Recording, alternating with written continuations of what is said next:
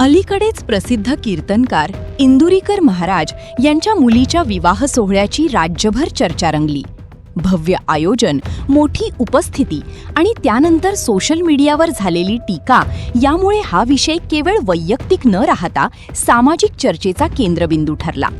विशेषतः विवाहातील खर्चावरून अनेकांनी प्रश्न उपस्थित केले, तर काहींनी ही टीका अनावश्यक असल्याचे मत व्यक्त केले. ही घटना समाजासमोर एक महत्त्वाचा प्रश्न उभी करते. आपण इतरांच्या वैयक्तिक आयुष्यावर कितपत भाष्य करावे? सोशल मीडियामुळे प्रत्येक गोष्ट झपाट्याने सार्वजनिक होते आणि त्यावर प्रतिक्रिया देणेही तितकेच सोपे झाले आहे. मात्र प्रत्येक प्रतिक्रिया योग्यच असेल असे नाही. एखाद्याच्या कुटुंबातील आनंदाचा प्रसंग टीकेचा विषय बनवला जातो, तेव्हा समाजाची मानसिकता काय आहे याचा विचार करणे गरजेचे ठरते. यावर प्रतिक्रिया देताना इंदुरीकर महाराजांनी प्रत्येकाने आपल्या क्षमतेनुसार विवाह करावा असा साधा पण महत्त्वाचा संदेश दिला. की माझ्या मुलीच्या अंगात कपडे कसे याच्यावर लोकांची कमेंट्स आहे, याच्यापेक्षा काय वाईट पाहिजे मला.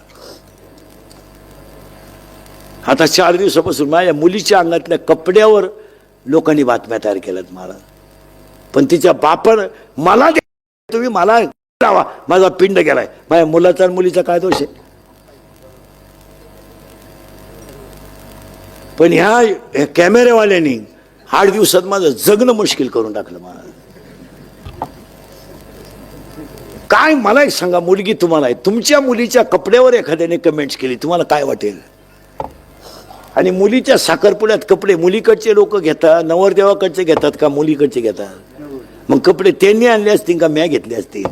मग एवढी तरी क्लिप टाकणाऱ्याला लाज पाहिजे ना. माणूस असावं पण किती.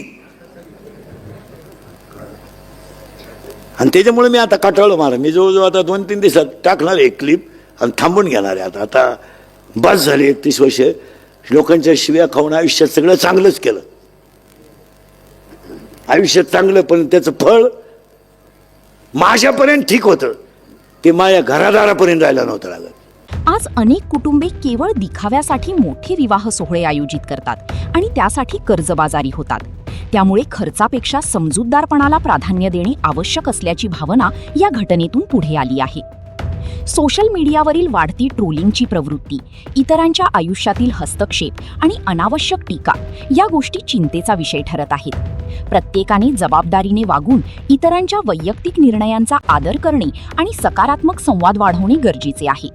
टीका करण्यापेक्षा समजून घेण्याची वृत्ती समाजाला अधिक सुदृढ बनवू शकते, असा संदेश या संपूर्ण प्रकरणातून अधोरेखित होत आहे.